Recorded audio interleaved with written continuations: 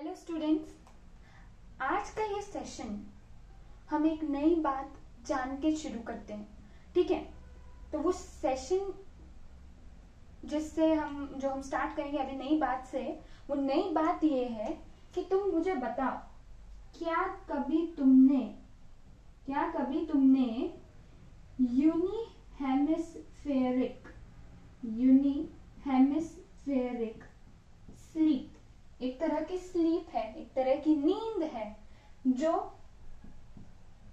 Animals में पाई जाती है। ऐसी स्लीप एनिमल्स में पाई जाती है, तो क्या तुम मुझे बता सकते हो ऐसी स्लीप कौन से एनिमल में पाई जाती है? कौन से एनिमल में पाई जाती है? तो तुम बोलोगे अरे मैम ये कैसा सवाल कर दिया। अच्छा, कुछ बच्चों को पता होगा, but there might be someone, okay, या प्रोबेबली मोस्ट ऑफ यू, कि मैम हमें यूनी हेमिस्फेरिक स्लीप का ही मतलब नहीं पता, तो वो क्या पता कौन से एनिमल में दिखेगा। तो चलो मैं बताती हूँ। अब देखो, यहाँ अगर हम बात करें यूनी हेमिस्फेरिक, तो पहले ये टर्म समझने से पहले हम एनिमल जान लेते हैं कौन है। ठीक है, एनिमल जानना इसलिए जरूरी है क्योंकि ये एनिमल ऐसा है जिसकी दो आंखें होनी चाहिए। ठीक है, ये एक हिंट हो गया। अब दो आंखें, वैसे तो बहुत से एनिमल्स हैं इंक्लूडिंग ह्यूमंस, तो वो एनिमल जो है वो है डॉल्फिन।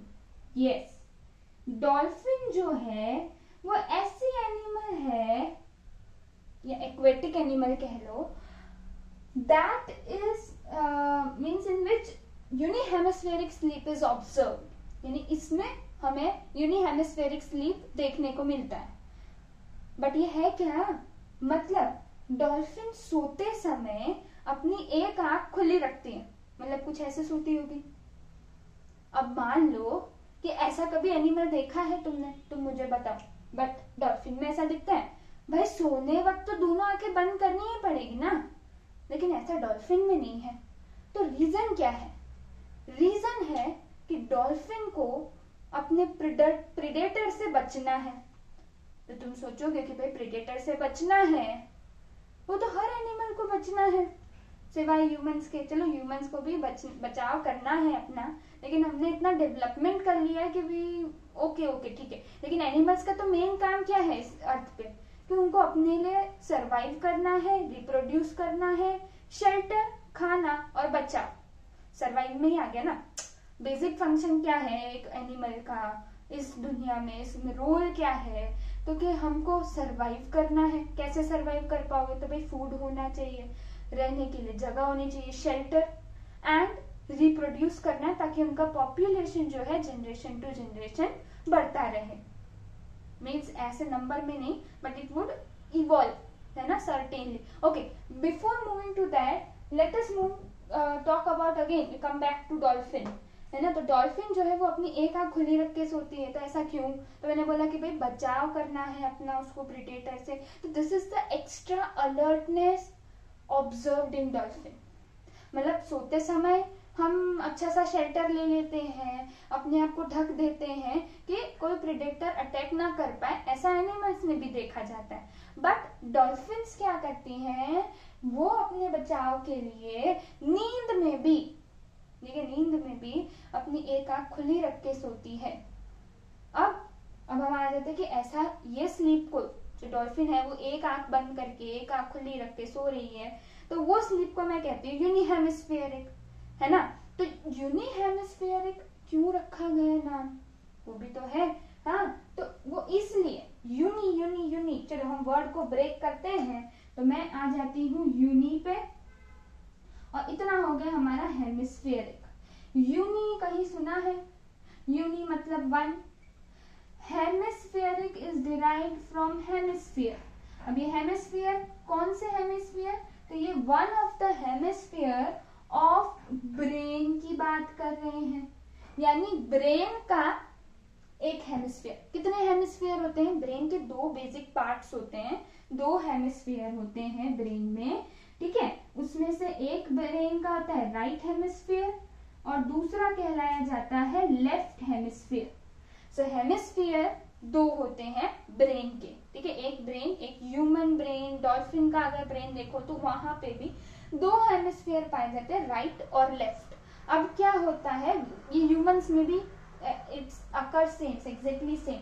क्या होता है कि जो right part of the brain है ना, ठीक है, तो ये मान लो कि ये ब्रेन का राइट पार्ट है, ये ब्रेन का लेफ्ट पार्ट है, और बॉडी का राइट पार्ट, बॉडी का लेफ्ट पार्ट। अब क्या होता है ना कि ब्रेन का जो राइट हेमिस्फीयर है, वो जितना भी बॉडी है ना हमारा, फ्रॉम स्कैल्प से, आई से, माउथ से, नोज से, stomach, legs, arms, every body part. Okay, so अगर मैं बात करती हूँ ब्रेन का राइट हेमिस्फीयर मेरे लेफ्ट बॉडी पार्ट को कंट्रोल करेगा, और ब्रेन का लेफ्ट हेमिस्फीयर मेरे राइट बॉडी पार्ट्स को कंट्रोल करेगा। ठीक है, मतलब जो भी काम मैं कर रही हूँ, अभी मैं चुटकी बजा रही हूँ, ये मैं चुटकी बजा रही हूँ कौन से हाथ से बजा रही हूँ, राइट, मेरे राइट से बजा रही हूँ। तो ये कमांड कौन से पार्ट ऑफ ब्रेन दिया, ऑब्वियसली ब्रेन, लेकिन कौन से पार्ट, तो लेफ्ट पार्ट। ऐसे ही वाइस वर्सा। ठीक है, तो ऐसा होता है यहाँ पे। अब ये फंक्शनिंग समझ आ गया, डॉल्फिन में भी कुछ ऐसा होता है। तो मान लो कि डॉल्फिन अपनी एक आंख बंद कर रही है, अभी मैंने हाल फिलहाल के लिए राइट बंद किया, डॉल्फिन ने बोला आज राइट आई क्लोज करके सोते हैं, लेफ्ट आई ओपन है। राइट आई क्लोज है मतलब लेफ्ट पार्ट, इसका ऑपोजिट, ठीक है, लेफ्ट पार्ट ऑफ ब्रेन अभी सो रहा है, that is inactivate, sleep mode में। ठीक है, जबकि जो मेरी लेफ्ट आई खुली है वो किसकी वजह से, कि भाई राइट पार्ट ऑफ ब्रेन है ना, वो एक्टिव है, समझे। तो वो एक्टिव है और वो अलर्टनेस क्रिएट करे रख रहा है, और डॉल्फिन को फील करा रहा है रिलैक्स, हम ध्यान दे रहे हैं, कोई भी अटैक नहीं हो रहा है। कौन बता रहा है, लेफ्ट आई तो खुली है। ठीक है, कमांड और बाहर का वो कम्युनिकेशन जो हो रहा है वो किसकी वजह से हो रहा है, तो वो राइट ब्रेन है ना। अगर मेरी लेफ्ट आई ओपन है, तो इसी तरह कुछ डॉल्फिन में भी ये होता है। तो कमाल की बात थी, ये कुछ नया जानने को मिला, थोड़ा सा टेक्स्ट बुक के बाहर था। ठीक है, तो अब हम हमारा मेन जिसके लिए वीडियो बना रहे हैं, जिसके लिए हम ये सेशन कर रहे हैं, वो स्टार्ट करते हैं। ठीक है, तो आज जो है वो हम पढ़ने जा रहे हैं क्लास 8 का साइंस का चैप्टर 8, वो आपको दिख रहा है, सेल स्ट्रक्चर एंड फंक्शन। ठीक है, आज हम ये पढ़ेंगे सेल स्ट्रक्चर एंड फंक्शन। ठीक है, पूरा चैप्टर इस वीडियो सेक्शन में मैं कवर नहीं करूंगी। ठीक है, तो ये सेल स्ट्रक्चर एंड फंक्शन पहले मैं बता दूं, बहुत इंपॉर्टेंट चैप्टर है। कैसे, तो ये देखो, ये चैप्टर जो है ना वो तुमको पहली बार है। जैसे अगर तुम कुछ चैप्टर्स देखोगे, तुम अगर लिविंग साइंस के फर्स्ट चैप्टर्स देखते हुए आ रहे होंगे, तो देखो it would be always related to food and nutrition. नाम अलग होगा लेकिन it would be something related to your nutrition. Okay, लेकिन सेल के रिलेटेड चैप्टर तुमने पहले कभी नहीं पढ़ा होगा। हाँ, सेल टर्म कई बार सुना है, कई बार उसके बारे में थोड़ा बहुत पढ़ा है, बट अब इस चैप्टर में हम सेल क्या है, किसने डिस्कवर किया, कैसे वो बना हुआ है, कैसे वो बॉडी के अंदर अरेंज होता है, एक्सेट्रा एक्सेट्रा, तो वो सब कंटेंट्स मैं बताऊंगी इस चैप्टर में क्या पढ़ना है। लेकिन ये इंपॉर्टेंट क्यों है, पहली बार आया, एक चीज। दूसरी चीज कि ये जो चैप्टर है ये 9th में फिर से आने वाला है, मतलब अभी ट्रेलर चल रहा है, फिर 9th में पिक्चर दिखाई जाएगी।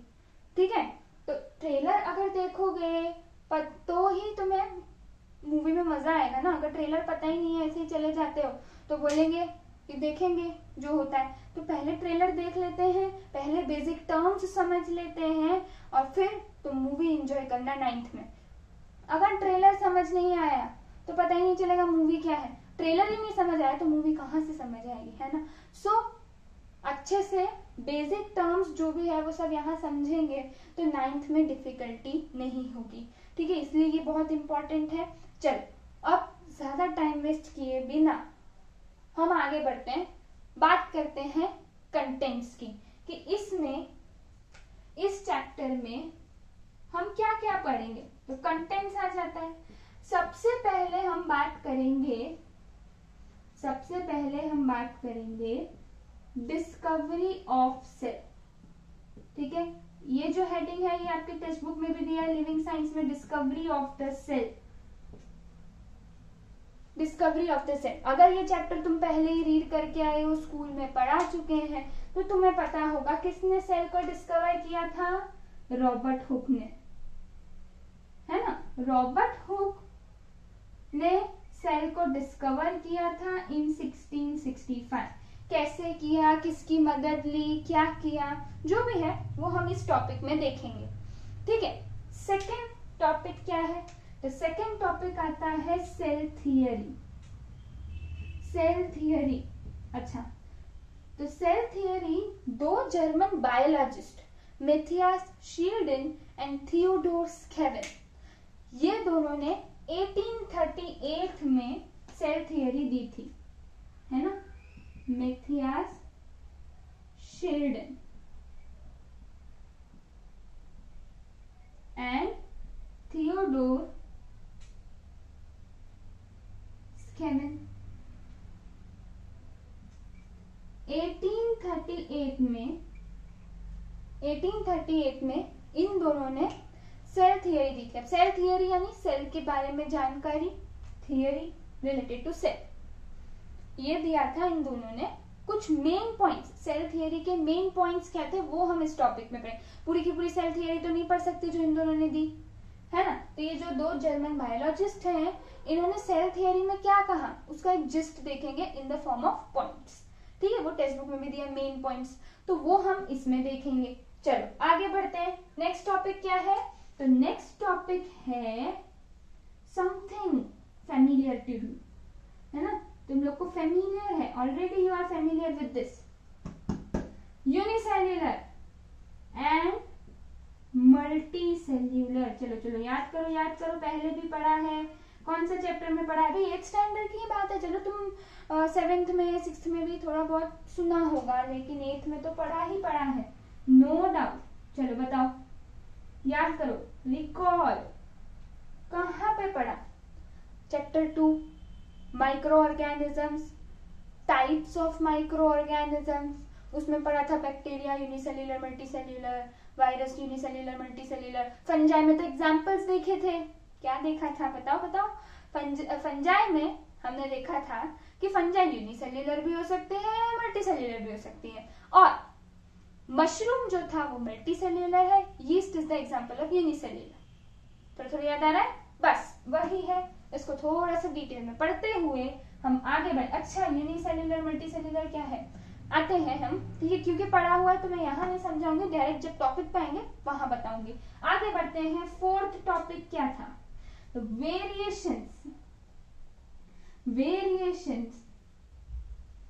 इन शेप्स एंड साइजेस,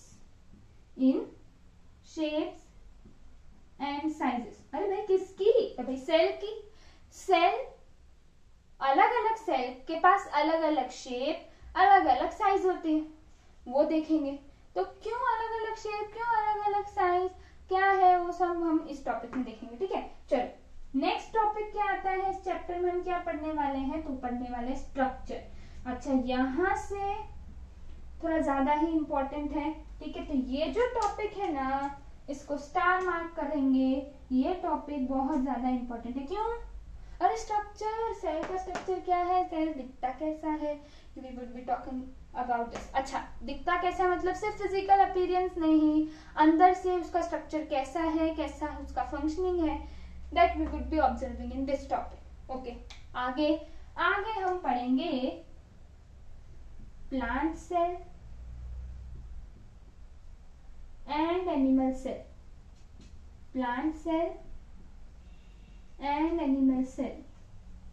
ठीक है, तो इन दोनों में डिफरेंस क्या है, सेल तो दोनों है, प्लांट भी सेल है, मतलब प्लांट सेल भी सेल है, एनिमल सेल भी सेल है, दोनों में डिफरेंस क्या है वो बेसिकली हम इधर देखेंगे। अब ओके, चल अब आगे, लास्ट बट नॉट लीस्ट हम देखेंगे, ठीक है, ये जो टॉपिक है ये भी इंपॉर्टेंट है, ध्यान रखना, ग्रोथ एंड डिवीजन। ऐसे तो सारा ही इंपॉर्टेंट है क्योंकि मैंने कहा है पहली बार चैप्टर आया है इस टॉपिक के रिलेटेड, तो अच्छे से ध्यान से समझेंगे, बहुत मजा आएगा, बहुत मजा आएगा, है ना।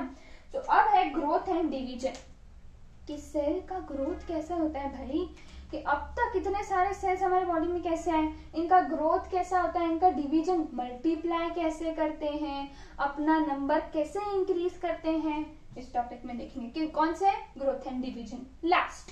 अच्छा, आज के सेशन में हम कितना पढ़ने वाले, मैंने कहा मैं पूरा चैप्टर कवर नहीं करूंगी, तो आज के सेशन में हम पढ़ेंगे 3 टॉपिक। 3 टॉपिक बहुत काफी हो गए आज के लिए।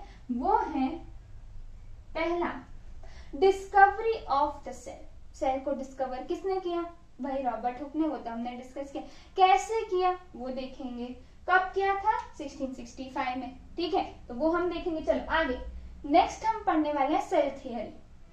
2 जर्मन बायोलॉजिस्ट ने दी थी, मैथियास शील्डन एंड थियोडोर स्केवेन इन 1838। तो 1838 में इन्होंने सेल थियरी दी, लेकिन सेल थियरी पूरी तो नहीं पढ़ेंगे ना, है ना, क्योंकि हमें समझ में आना चाहिए। तो हमारे समझ के लेवल के हिसाब से हम सेल थियरी को कुछ पॉइंट्स के फॉर्म में समझेंगे। फिर हम पढ़ेंगे यूनिसेल्युलर एंड मल्टीसेल्युलर ऑर्गेनिजम्स क्या है, उनके कुछ एग्जांपल्स देखेंगे, और बस फिर बाकी का बाद में। तो चलो, तो हम पहले टॉपिक से शुरू करते हैं, ठीक है, पहले टॉपिक से शुरू करते हैं। और पहला टॉपिक क्या है, डिस्कवरी ऑफ सेल। डिस्कवरी किसने की थी, रॉबर्ट हुक ने की थी। कैसे की थी, वो शुरू करने से पहले टेक्स्ट बुक में जब इन्होंने ये टॉपिक शुरू किया ना, तो उन्होंने एक पॉइंट दी है, एक सेंटेंस दिया है कह सकते हो, और वो सेंटेंस ये है, ध्यान देना, all living things are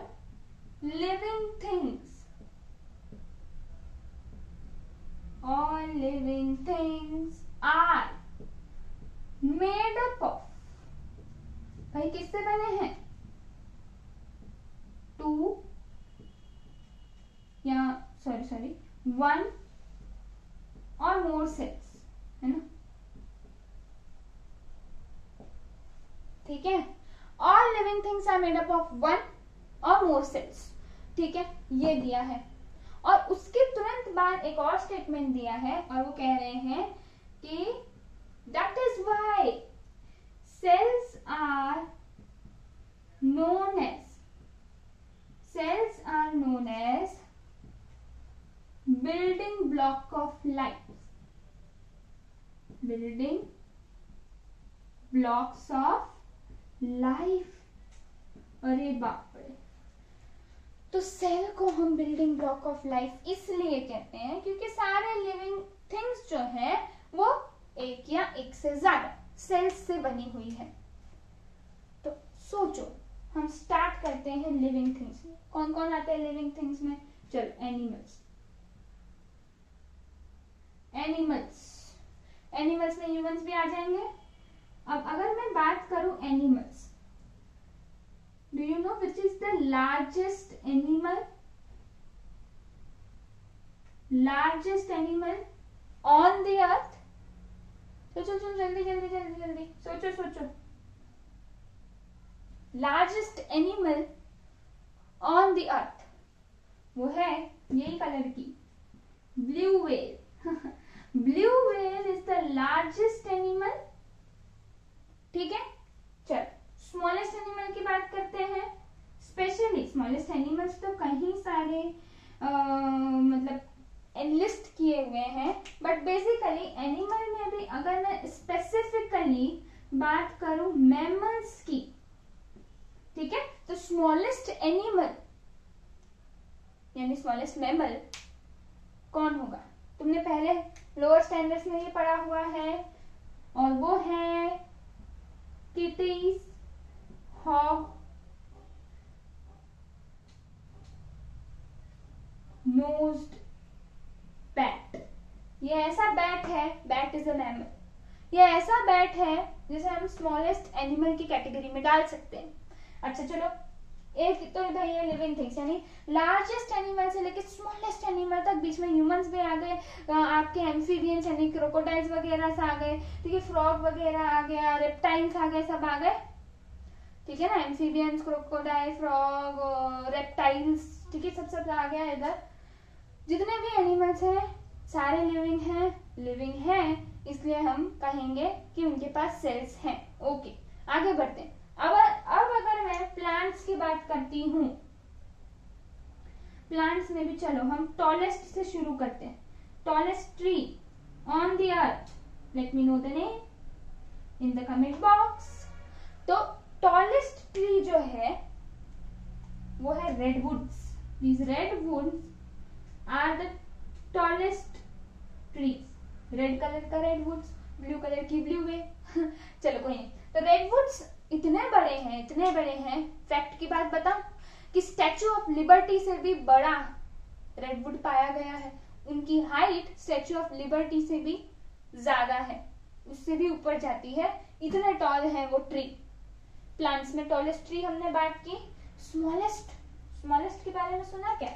smallest plant on the earth, smallest plant on the अर्थ। चलो, नाम है वुल्फिया। आप इसका सिर्फ एक बार ही गूगल पे इमेज देखना, वुल्फिया टाइप करना, ठीक है, WOLFFIA। वुल्फिया का इमेज आप एक बार गूगल पे सर्च करके देखना, इतने छोटे हैं तो मानने के लिए तैयार नहीं होगा कि ये प्लांट है। तो बोलोगे मैम ये प्लांट है ही नहीं। अरे ध्यान से देखना, सच में actually it is a plant. Okay, एक बार देखना, मजा आ जाएगी। तो ये स्मॉलेस्ट प्लांट हो गया वुल्फिया, टॉलेस्ट ट्री हो गया रेडवुड्स। तो टॉलेस्ट ट्री से लेके स्मॉलेस्ट प्लांट तक सारे लिविंग ही कहलाएंगे ना। बीच में तुम अपना नीम का पेड़ डाल दो, रोज डाल दो, चाहे कुछ हर्ब्स ले लो, ग्रासेस ले लो, सब प्लांट्स के अंदर आ गए। फ्रॉम टॉलेस्ट टू स्मॉलेस्ट सारे प्लांट्स लिविंग कहलाए। क्यों? तो भाई उनके पास सेल्स है, इसलिए सेल्स को हम बिल्डिंग ब्लॉक्स ऑफ लाइफ कहते हैं। अच्छा, एक और कैटेगरी रह गई। चलो हमने प्लांट्स और एनिमल्स तो डाल दिया। जो बायोटिक कंपोनेंट्स है, बायोटिक लिविंग है ना, बायोटिक है, बायोटिक। तो चलो बायोटिक कंपोनेंट्स देखें, कुछ और भी रह रहा है, वो कैटेगरी है, चलो एम से बोलो, माइक्रो ऑर्गेनिजम्स। अच्छा, माइक्रो ऑर्गेनिजम्स में तो पूरा चैप्टर ही देख लिया, चैप्टर 2 माइक्रो ऑर्गेनिजम्स। तो माइक्रो ऑर्गेनिजम्स में हमने टाइप्स पढ़े थे, याद करो कितने टाइप्स पढ़े थे? 5 टाइप्स पढ़े। पहला हम स्टार्ट करते हैं बैक्टीरिया। बैक्टीरिया कैसा रहता है? ज्यादातर मोस्टली यूनिसेल्यूलर मतलब क्या? सेल तो है यानी लिविंग कहलाएगा। Micro organisms are living, bacteria is living. Okay, bacteria के बाद नेक्स्ट हमने कुछ शेप्स भी देखे थे। हाँ, कोकस हो जाता है, बेसिलस हो जाता है ना। कोकस स्फेरिकल, बेसिलस रॉड शेप, है ना, स्पाइरल, स्पाइरिलम, है ना। ऐसे शेप के बेसिस पे हमने बैक्टीरिया की बात की थी। चलो, बैक्टीरिया के बाद अब आ जाता है आपका नेक्स्ट, हम ले लेते हैं प्रोटोजोआ। चलो, प्रोटोजोआ के कुछ एग्जांपल्स बताओगे कमेंट बॉक्स में बताना। तो हम कुछ सिंपल से ले लेते हैं, अमीबा, पैरामेशियम, ठीक है। दीज आर ऑल्सो यूनिसेल्युलर हो गया ना। तो amoeba and paramecium being unicellular, that means they are having one cell and therefore they are living. Okay, आगे प्रोटोजोआ के बाद हमने एल्गे पढ़ा था। एल्गे के एग्जांपल याद है? कोई दे सकता है एक दो? चलो हम ले लेते हैं स्पाइरोगायरा। स्पाइरोगायरा याद आ रहा है कुछ? तो spirogyra is one of the algae. अच्छा, तो ये स्पाइरोगायरा जो है वो चेन फॉर्म में एग्जिस्ट करता है। फिलामेंटस बोलते हैं ऐसे, फिलामेंटस फॉर्म में, actually not chain, filamentous form में एग्जिस्ट करता है ये हमारा स्पाइरोगायरा, ठीक है। यानी इसके पास भी सेल, देयरफॉर लिविंग। अच्छा, नेक्स्ट क्या ले? नेक्स्ट लेते हैं हम फंजाई। तो अब भी जस्ट हम डिस्कस करके आए कि मशरूम, ठीक है। कैसे याद रखोगे? मशरूम मल्टी सेल्यूलर है, MM, मल्टी सेल्यूलर का M, मशरूम का M, ठीक है। यीस्ट कैसी है? यूनिसेल्यूलर, मतलब सेल तो है तो लिविंग। चल, लास्ट, अब ये मैं पूछूंगी तुम लोग को कि क्या मैं वायरस को लिविंग में डालूं कि नहीं। तुम लोग सोच रहे हो मैम ने एक ऐसा क्वेश्चन पूछ लिया, हाँ, कि ये तो डिबेट है, कब हम इसको लिविंग में डालें कब नॉन लिविंग में डालें। ये तो साइंटिस्ट ने भी अभी तक नहीं बताया। साइंटिस्ट ने क्या बोला था, याद करो वो पॉइंट, उस चैप्टर में लिखा था, क्या लिखा था कि वायरसेस आर प्लेस्ड और viruses are dividing link between living and non living. ना ही आप उसे लिविंग कह सकते हो, ना ही आप उसे नॉन लिविंग कह सकते हो, ठीक है। क्यों? तो क्या मैं वायरस को भी डालूं लिविंग में या नॉन लिविंग में? तो अभी अगर मैं सेल के अकॉर्डिंग देख रही हूं तो मैं ऐसे बोलूंगी virus is not living. Why? तो वहां अगर टेक्स्ट बुक तुमने ध्यान से पढ़ा हो, चैप्टर 2 तुमने ध्यान से पढ़ा हो, वहां पे एक पॉइंट लिखा है कि वायरसेस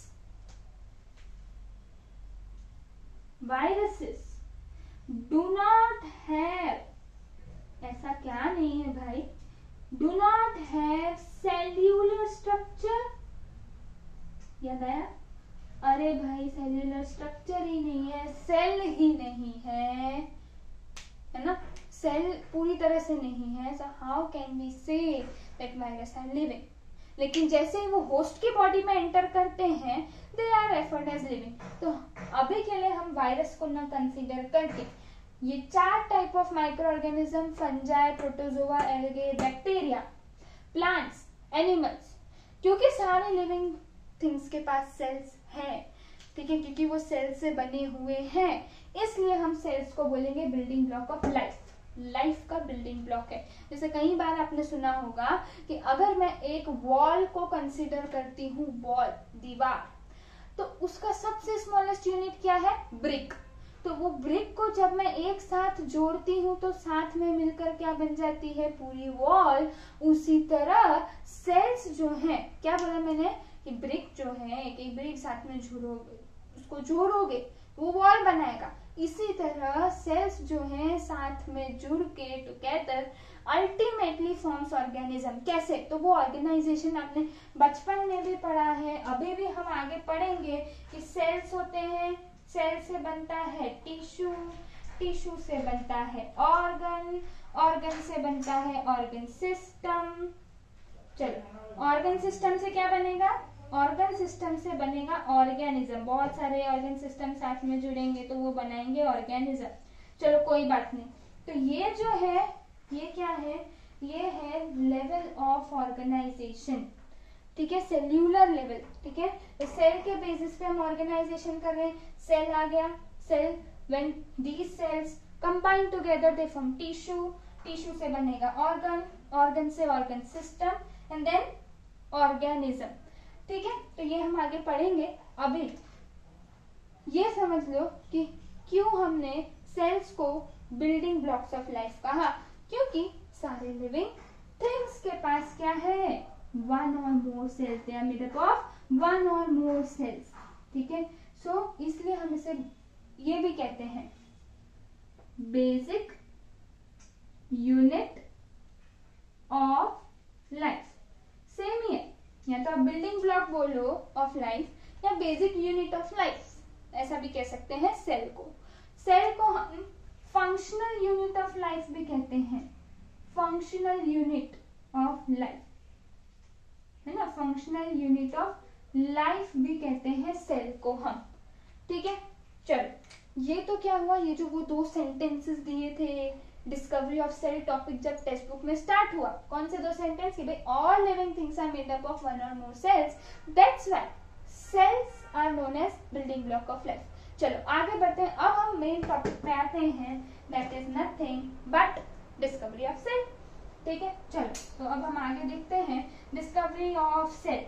डिस्कवरी ऑफ सेल में मतलब 1665 में, 1665 है ना, कौन आया था? Robert Hooke. रॉबर्ट हुक ने क्या किया? रॉबर्ट हुक ने थिन स्लाइस ऑफ कॉर्क लिया। रॉबर्ट हुक ने थिन स्लाइस ऑफ कॉर्क लिया और उसे माइक्रोस्कोप, जो उसने खुद से बनाया था, उसकी मदद से कॉर्क को ऑब्जर्व किया। ठीक है। तो माइक्रोस्कोप जो उसने खुद से बनाया था, तो खुद से बनाया था मतलब इन्वेंट, ओके सॉरी इन्वेंट। अब मुझे तुम बताओ कि अगर मैं बात करती हूँ डिस्कवर, दो टर्म्स है, एक हो गया तुम्हारा डिस्कवर, एक हो गया तुम्हारा डिस्कवर और एक हो गया इन्वेंट। क्या ये दोनों टर्म्स सेम है कि अलग है, ये मुझे बताओ। डिस्कवर और इन्वेंट की जब हम बात करते हैं, नहीं कोई लोग तो ऐसे यूज करते रहते हैं, क्या फर्क पड़ता है, लेकिन ऐसा नहीं है। ध्यान देना कि डिस्कवर जो है ना, मतलब जो चीज ऑलरेडी एग्जिस्ट कर रही है लेकिन ह्यूमन वर्ल्ड को पता नहीं है, ह्यूमन वर्ल्ड को पता नहीं है कि अच्छा ये चीज है। जब तक किसी ने निकाला भाई ये चीज थी लेकिन नोन टू ह्यूमन वर्ल्ड नहीं थी, उसको नोन कराया, उसको गया डिस्कवर। अच्छा इन्वेंट, इन्वेंट यानी एग्जिस्ट ही नहीं करती थी, उसको एग्जिस्टेंस में लाया और बताया ह्यूमन वर्ल्ड को कि भाई ऐसी भी कुछ चीज हो सकती है, तो वो गया इन्वेंट। रॉबर्ट हुक ने क्या किया, सेल्स को डिस्कवर किया और माइक्रोस्कोप को इन्वेंट किया, है ना। रॉबर्ट हुक ने सेल्स को डिस्कवर किया और माइक्रोस्कोप को इन्वेंट किया, यानी माइक्रोस्कोप उसने खुद से बनाया और सेल जो ऑलरेडी एग्जिस्ट करते थे लेकिन ह्यूमन वर्ल्ड को पता नहीं था, उनको बताया कि भाई सेल जैसी कोई चीज है। किसकी मदद लेके, माइक्रोस्कोप, जो उन्होंने खुद से इन्वेंट किया। माइक्रोस्कोप क्या होता है, I hope you all are aware, it is an instrument, microscope is an instrument used to observe microscopic things, microscopic यानी वेरी स्मॉल, वेरी स्मॉल मतलब कितना small, that cannot be observed, that cannot be observed by naked eye। अच्छा ये आपने कहीं पढ़ा है, याद करो, माइक्रो ऑर्गेनिज्म वाले चैप्टर में पढ़ा। यस, माइक्रो ऑर्गेनिजम्स में हम वो ऑर्गेनिजम्स को माइक्रो क्यों बोलते हैं, because through our naked eyes we can not see them, okay, but with the help of this microscope we can observe these microscopic things, okay. और ये जो माइक्रोस्कोपिक थिंग्स को हम ऑब्जर्व करते हैं इन मैग्नीफाइड फॉर्म, है ना, तो वो ये माइक्रोस्कोपिक थिंग्स को मैग्नीफाई करता है, तभी तो हमारी नेकेड आईज इस माइक्रोस्कोप की मदद से वो माइक्रोस्कोपिक थिंग को देख सकती है। समझ आ रहा है ना। तो मैग्नीफाइड फॉर्म में कौन लाता है, माइक्रोस्कोप। किसको लाता है, माइक्रोस्कोपिक थिंग को, ठीक है। और हम आसानी से वो पर्टिकुलर थिंग को स्टडी कर सकते हैं, उसके बारे में जान सकते हैं। तो इसी तरह जब रॉबर्ट हुक ने माइक्रोस्कोप इन्वेंट किया, ठीक है, तो उसने कई सारी चीजें देखी और मैग्नीफाइड फॉर्म में देखी, तो बहुत अच्छा मतलब इंसेक्ट्स ले लो, बहुत सारी चीजें उन्होंने ली और उन्हें ऑब्जर्व की अंडर माइक्रोस्कोप और स्टडी किया। और जो भी चीजें उन्होंने देखी उनके मैग्नीफाई करके उन्हें क्या देखने को मिला, वो सब with sketch book known as Micrographia. Micrographia book में उन्होंने क्या किया, ये सब एनलिस्ट किया, जो भी उन्होंने माइक्रोस्कोप के अंदर देखा उसके बारे में स्टडी किया, वो सब इन्होंने इस माइक्रोग्राफिया बुक में एनलिस्ट किया। अच्छा, ये तो हो गई माइक्रोस्कोप की बात। जब ये चीजें देख रहे थे उस दौरान उन्होंने एक और चीज को माइक्रोस्कोप के अंदर देखा, दैट इज कॉर्क। भाई अब ये कॉर्क क्या है, this cork is nothing but it is the outermost part of the bark of the stem। कोई भी स्टेम ऑफ ट्री, तो स्टेम ना कह के मैं बार्क कह लूं, ठीक है, मतलब मैं इसे ब्रैकेट में डाल देती हूँ, तो ऑफ द बार्क यानी कि the stem portion of the tree. तो आउटर मोस्ट पार्ट होता है ना, उसका थिन स्लाइस लिया बार्क का, ट्री के बार्क का थिन स्लाइस लिया, वो thin slice is nothing but the cork, ठीक है। कॉर्क को हम हायर स्टैंडर्ड्स में पढ़ेंगे बेसिकली क्या है, और वो higher standards nothing but ninth class में और थोड़ा डिटेल में देखेंगे, बट अभी के लिए इतना काफी है। That is outermost part of the bark of the tree, उसका थिन स्लाइस लिया, he placed under the microscope and observed with the help of microscope, क्या दिखा उन्हें, what were the observations, ठीक है। माइक्रोस्कोप के अंदर जब इन्होंने थिन स्लाइस ऑफ कॉर्क रखा, ऑब्जर्वेशंस क्या थी, ऑब्जर्वेशंस थी उन्होंने कुछ इस तरह से टेक्स्ट बुक में अच्छा सा इमेज दिया कि एग्जैक्टली माइक्रोस्कोप के अंदर कैसा दिखा, ठीक है। तो कुछ इस तरह से exactly not this is a mesh like structure, लेकिन उन्हें जो एक्चुअली दिखा था ना, that was honeycomb like structure, ठीक है, जैसे मधुमक्खी का छत्ता होता है, ठीक है। Honeycomb is nothing but where the honey bee resides, है ना। तो कुछ इस तरह से बहुत सारे साथ में के साथ नेट फॉर्म लाइक स्ट्रक्चर बना रहे थे, हनीकॉम्ब लाइक स्ट्रक्चर, ठीक है। तो उन्होंने ऐसा बोला कि मुझे स्मॉल बॉक्स लाइक स्ट्रक्चर दिखे, मुझे स्मॉल बॉक्स लाइक स्ट्रक्चर दिखे, उन बॉक्स लाइक स्ट्रक्चर जो separated by, they were separated, these boxes were separated by partitions, ठीक है। तो वो क्या है, छोटे छोटे रूम फॉर्म कर रहे थे उनके लिए। तो इसलिए लैटिन में a little room, Latin is a language, a little room या कह सकते हो a small room को लैटिन में कहा जाता है सेला, और इस सेला टर्म से उन्होंने दिया टर्म सेल, तो यहां से सेल टर्म आया, कहां से, लैटिन टर्म सेला से सेल टर्म आया, किसने दिया, रॉबर्ट हुक ने 1665 में, with the help of microscope made by him, ठीक है, सेल्फ इन्वेंटेड। वो माइक्रोस्कोप की मदद से उन्होंने स्मॉल बॉक्सेस लाइक स्ट्रक्चर देखे, उस कॉर्क को जब उन्होंने रखा, कॉर्क को मैग्नीफाई किया, तो कॉर्क के अंदर छोटे छोटे बॉक्स थे, ये बॉक्स का नाम उन्होंने कहा सेल्स। और ये सेल कहां से आया, from where did it derive, so it derive from the Latin word cella, and the cella means nothing but a small room. तो अब तो क्या है, वो उस जमाने की बात है, उस जमाने की माइक्रोस्कोप की बात है।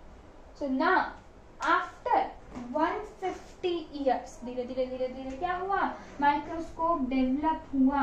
After 150 years until new microscopes were invented with, ठीक है। तो जो मॉडर्न माइक्रोस्कोप थे उनमें क्या डिफरेंस था, तो मॉडर्न माइक्रोस्कोप जो आने लगे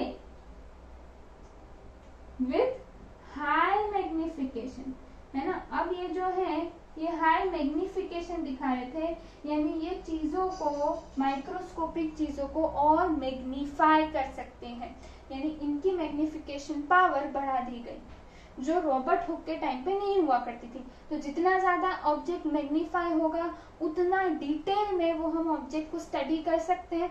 सो with the improvement in microscope with high magnification, scientist were able to study cells in further more details, है ना, उसको डिटेलिंग से और अच्छे से पढ़ा गया। तो अभी जितना हुक बता नहीं पाया सेल के बारे में, आज हम उससे बहुत ज्यादा जानते हैं, because they are having developed microscopes. Okay, apart from this, scientist nowadays use stains to study the detail structure of cell, ठीक है। स्टेन्स जो है, ठीक है, ब्रैकेट में उन्होंने लिखा है डाई, है ना, कपड़ों पे कलर जो लगता है डाई, दैट डाई एंड और you can say stains are used to पहले वो सेल को या जो जो चीज को हमें देखना है उसको हम कलर दे देते हैं, फिर वो कलर वाली चीज को हम माइक्रोस्कोप के अंदर रखते हैं ताकि हम आसानी से अच्छे से समझ पाए। सो अगर आप गूगल पे सर्च करें स्टेन्ड सेल और फिर एक इमेज ऐसा सर्च करना unstained cell, microscopic view of unstained cell, तो उसमें और स्टेन्ड सेल में क्या डिफरेंस है वो आपको खुद ही पता चल जाएगा। तो अगर स्टेन्ड होगा, कलर्ड पोर्शन होगा तो अच्छे से देखने को मिलता है और अच्छे से स्टडी कर सकते हो। तो साइंटिस्ट यूज स्टेन्स, ठीक है, to study cells. So this was all about discovery of cell. इस टॉपिक में हमने क्या पढ़ा? रॉबर्ट हुक ने 1665 में जो माइक्रोस्कोप उन्होंने बनाया उसकी मदद से what did he observe? He observed thin slice of cork under the microscope और उन्हें कुछ honeycomb like structure मिला, मधुमक्खी के छत्ते के जैसा, और उन्होंने कहा कि these are small box like structure, ठीक है, and these boxes he named because he found that these were like small room, तो लैटिन वर्ड सेला से उन्होंने सेल टर्म दे दिया इन रूम्स को, ठीक है। चलो यहाँ तक तो बात किसकी हुई? तो यहाँ तक बात हुई डिस्कवरी ऑफ सेल्स की। अब हम आगे बढ़ते हैं, नेक्स्ट क्या आता है? डिस्कवरी ऑफ सेल के बाद अब आ जाता है नेक्स्ट टॉपिक सेल थियरी, ठीक है। अब सेल थियरी हमने डिस्कस किया था, क्या डिस्कस किया था कि इन्होंने दी थी, कब दी थी? चलो बताओ कब दी थी, ईयर याद रहा क्या? अभी हम डिस्कस करते हुए आए तब। तो 1838 में जर्मन बायोलॉजिस्ट, ठीक है, हम बात कर रहे हैं सेल थियरी की। 1838 में मैथियास शिल्डन एंड थियोडोर स्केमन, ये दो जर्मन बायोलॉजिस्ट थे जिन्होंने सेल थियरी मिलकर 1838 में दी। तो मेन पॉइंट्स क्या है, क्या कहना चाहते थे वो सेल थियरी से, वो हम एक एक करके देखते हैं। तो पहला मेन पॉइंट उन्होंने ये कहा, all living things are made up of cells. अच्छा, ये बात तो सही है, all living things are made up of cells. ये तो अभी हम डिस्कस करके पहला सेंटेंस टेक्स्ट बुक का इस चैप्टर का है ना। चल आगे, सेकंड जो है वो है ऑल सेल्स, ठीक है, सारे जो भी सेल्स हैं are similar in their, are similar in their basic structure and function but are not identical। कैसे समझोगे ये पॉइंट को जो उन्होंने समझाने की कोशिश की सेल थियरी में कि सारे सेल, तुम बात कर लो नर्व सेल की, ठीक है, तुम बात कर लो मसल सेल की, तुम बात कर लो स्किन सेल की, तुम बात कर लो ह्यूमन चिक सेल की, ठीक है। ऐसे कुछ एग्जांपल्स टेक्स्ट बुक में दिए हैं विथ इमेजेस। नर्व सेल कुछ ऐसा दिखता है,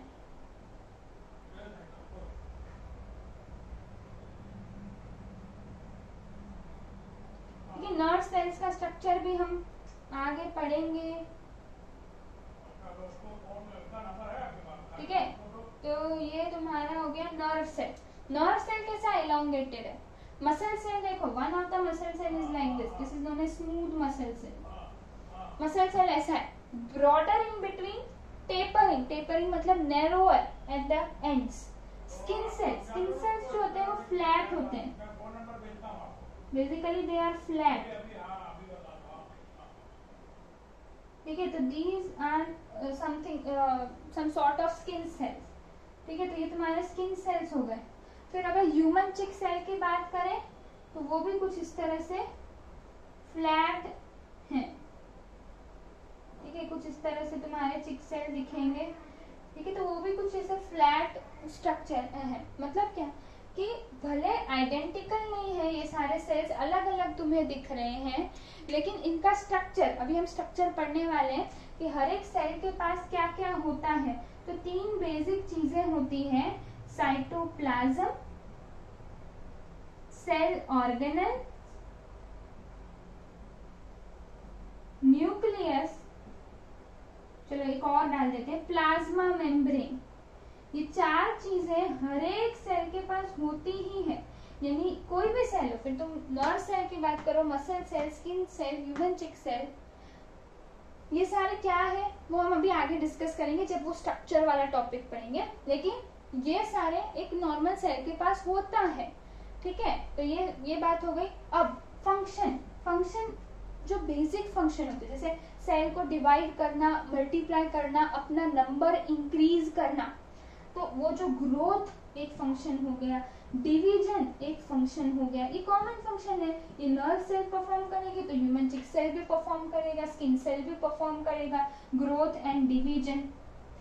अच्छा, ग्रोथ एंड डिवीजन के बाद नेक्स्ट में क्या बात करती है, कौन सा और फंक्शन, रिप्रोड्यूस मतलब वो डिवीजन में ही आ गया, अपना नंबर इंक्रीज कर रहे हैं, मल्टीप्लाई कर रहे हैं। चलो एक्सक्रीट, चलो एक्सक्रीट से याद आया, कुछ एक्सक्रीशन पढ़ा था क्लास 7th में, बस वही है, एक्सक्रीट करना, वेस्ट प्रोडक्ट को रिलीज करना। एक्सचेंज ऑफ गैसेस, ठीक है, यानी क्या, एक्सचेंज ऑफ गैसेस को हम क्या कहेंगे, एक्सचेंज ऑफ गैसेस को हम क्या कहेंगे, रेस्पिरेशन। तो ये भी एक फंक्शन हो गया। ठीक है, तो ऐसे कुछ जो कॉमन फंक्शन है वो हर एक सेल परफॉर्म करेगा, भले फिर वो नर्व सेल हो, मसल सेल हो, आइडेंटिकल नहीं है ना, लेकिन फंक्शन और स्ट्रक्चर सेम है। क्या बात समझ आ रही है यहाँ तक? चलो नेक्स्ट मेन पॉइंट देखते हैं, उन्होंने दूसरा क्या समझाया। तो दूसरा उन्होंने नेक्स्ट पॉइंट अगर हम देखें, ठीक है, तो आगे बढ़ते हैं। New cells are form, third point है न्यू सेल्स आर फॉर्म। नए सेल्स कैसे बनते हैं, तो भाई डिवीजन से, लेकिन किसके डिवीजन से, are formed due to division